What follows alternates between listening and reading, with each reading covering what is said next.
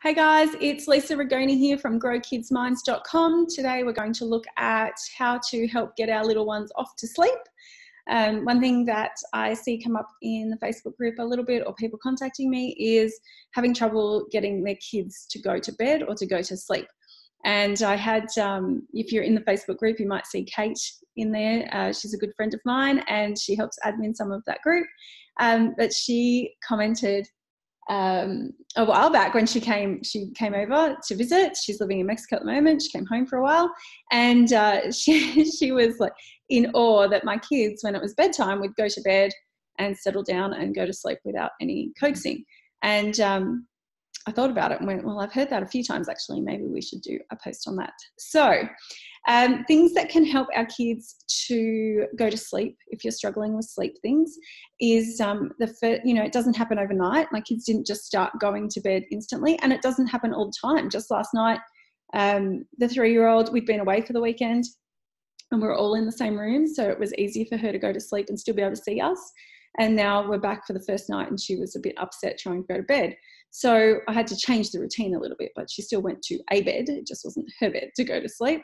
And she will go to sleep on her own. So the first most important thing is just to start building that consistent routine and accept that it's not going to happen straight away. But if you keep doing it over time, they get used to that routine. Kids love routine. It makes them feel safe. And then if you're doing it more often, they'll start to fall into that routine more and more and more, and they'll feel comfortable because they know they're safe. So things that we look at for creating a bedtime routine, it could be having a bath or a shower, dressing in pajamas. It might be brushing their teeth, having a story, turning the lights down, dimming the lights, or putting a night light on. We might talk softer. We might move slower. It could be a bedtime kiss or talk routine that you do. So there can be a bunch of different things, but I like to stack them together. So for our kids, they have different things. You know, as they get older, you can say, okay, go brush your teeth, go to the toilet and go to bed. They can do that. But for the younger ones, it's different for each one. So the 8-year-old, they start the same. So they have their shower. I do their shower in the afternoon, evening when they're starting to get a bit ruddy. It settles them. I find the water settles them. So we always have that shower around usually 4:30, 5 o'clock. It's pretty early, but that's when they start going a bit. So we'll have the shower, then we have dinner. Once we finish dinner, they do the dishes. And so we're already starting to kind of slow things down. We don't do screens during this time. So from shower onwards, there's no screens. And they're starting to slow down. We're doing a lot of talking. Everything's pretty calm. Once they've gotten through shower, dinner, putting things away, they might go into their room for a little bit, or they'll kind of hang around for a little while and play. But once it gets to about 5 to 7, my kids go to bed pretty early, 5 to 7, then they're going to go and brush their teeth and do a wee. Their pajamas are already on after the shower. So they're going to brush their teeth, do a wee, go to the toilet, and then they need to hop into their beds, and we'll come in and see them once they're in their bed. So once we go in to see them, that's when the separation changes a little bit. Like they each get a kiss, might have a little chat with the 8-year-old about what happened that day, what was good, what was bad, what we're going to work on tomorrow, anything else that's on his mind, but he's already snuggled in. And then I give him reading time. So he gets, depending on how quickly he gets to bed, if he gets to bed before 7, he gets an hour of reading time, 45 minutes to an hour. If he's after 7, even 1 minute after, he only gets half an hour to 7:30, and then the lights are out. Gets his kiss, he's in bed, he'll read. The 3-year-old, she's does all the same stuff, but she's going to be more tired at 7 o'clock. So we'll give her same thing, toilet, teeth, bed, come in, give her a kiss and a cuddle, read her a short story, and then I have to put her blanket on a certain way. She likes her blanket a specific way, give her a cuddle and kiss and say goodnight. She also needs to have the door all the way open.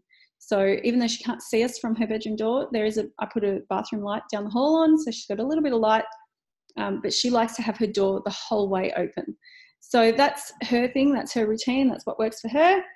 And then I go back to the 8-year-old later on and say, okay, I warn him, 5 minutes until your light's going out, 2 minutes until your light's going out, 1 minute till your light's going out, and then I go in to turn the light out. So he's had that warning, and I get less resistance than if I just go and go, lights out, and turn it off. So we do that. I give him another cuddle and kiss. He'll ask me questions about the next day because he's already starting to think about them. Answer those so he can settle in, and off he goes to sleep. If the kids are having trouble going to sleep, they ask me for a certain meditation. So from when they were 2, 1.5, 2, and I wanted to do day naps, I got them to listen to this particular meditation. I'd hold their hand in the bed and they'd go off for their nap. So now, even as they're getting older, I mean 8, my husband still uses it. I use it sometimes if I can't get to sleep. They will ask me for the meditation if they're struggling to get to sleep, and we put that on, and 9 times out of 10 they're asleep by the end of that. Okay, so having that consistent bedtime routine is really important. If you can, you want to create an ideal sleeping environment. So, a nice, dark, quiet sort of place. In the winter, I like their rooms to be a little bit warm. In the summer, their rooms a little bit cool, just making sure that they're not going to be uncomfortable. I always make sure that they've been to the bathroom right before they go to bed. Otherwise, we'll be up in the middle of the night changing sheets. So, and the other thing we do is make sure they're not doing homework or watching TV or anything like that right before they go to bed. The older kids do have a TV in their room and a desk for doing their homework, but our homework time is 4 to 5. It's not later on. So, so they're not doing any of that kind of work before sleep. And I also have night light. So each child, even right up to 13-year-old, he likes a bit of light. They all have their own night light. Obviously, it changes types as they're getting older. They don't want little cartoon Peppa Pig when they're 13, but they do want some kind of lighting in there, and that's okay.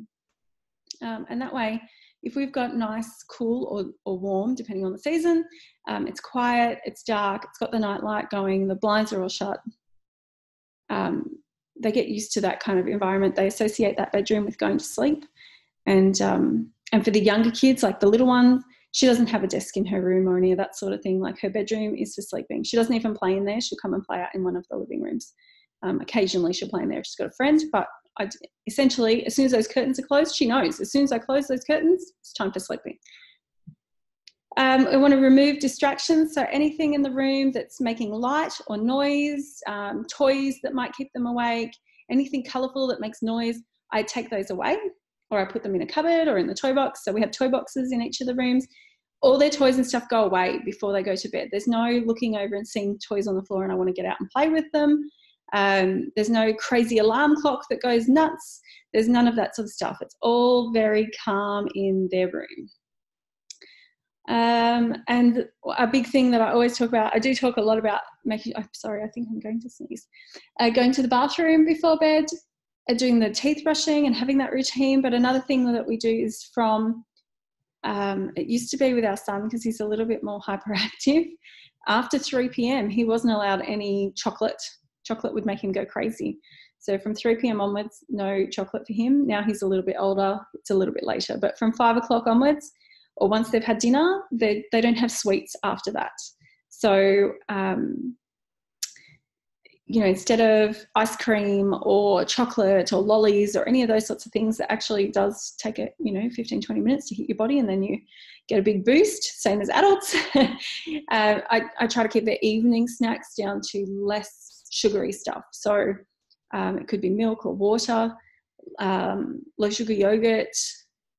We have dried fruit or a piece of fruit, but not sugar. Like, it wouldn't be a banana, it might be an apple, something like that. Vegetables, they can have toast, sometimes a banana. I have put a banana in there. I think the older kids can do the banana, not so much. I don't give it to the younger one. Whole grain crackers, those sorts of things. So I really make sure that if they have a snack after dinner, usually it's yogurt, to be honest, because they see that as a treat. So it might be yogurt or a yogurt paddle pop thing, icy pole, so that it's not sugary, low sugar, but it feels like a treat to them. And then from 5:30ish, no treats after that. It's just water. So that's good. And the little ones, I try not to put too much water after 5:30 anyway, because then they wake up wanting to go to the toilet. So that's kind of it for me. They're the 4 main things that I want you to think about if you're having trouble with your kids going to sleep. The most important one, if they're not going to sleep or it's not happening consistently, is just to get that consistent bedtime routine. Talk to them about it. I can even make a chart. Sometimes I'll put that on the wall so they know this is what's happening. And then the bottom part is sleeping. I'm in my bed. So the most important thing out of all this is just to create a good routine. There's some tips in that blog post for that. You want to make sure you've got a good sleeping environment. Once the curtains are closed and the night light's on, we know it's sleeping time. Take away all the distractions. I always pack up all toys, put all books away, take everything out of their way. So when it's time to go to sleep, there's nothing for them to fidget with. They just go to sleep. And I don't allow them to have any sugary foods or caffeine or any junk, basically, in the 2-ish hours before they go to bed. And it definitely helps. So that's it for me. It's Lisa, growkidsminds.com. You can find us on social media. If you're not in our Facebook group, head over to Facebook and plug in Grow Kids Minds. It'll bring up our page and it'll also bring up our Mindset for Kids group. Head on in there and join us. We are growing our conversation in there. All right. Thanks, guys. I will see you next week. Bye.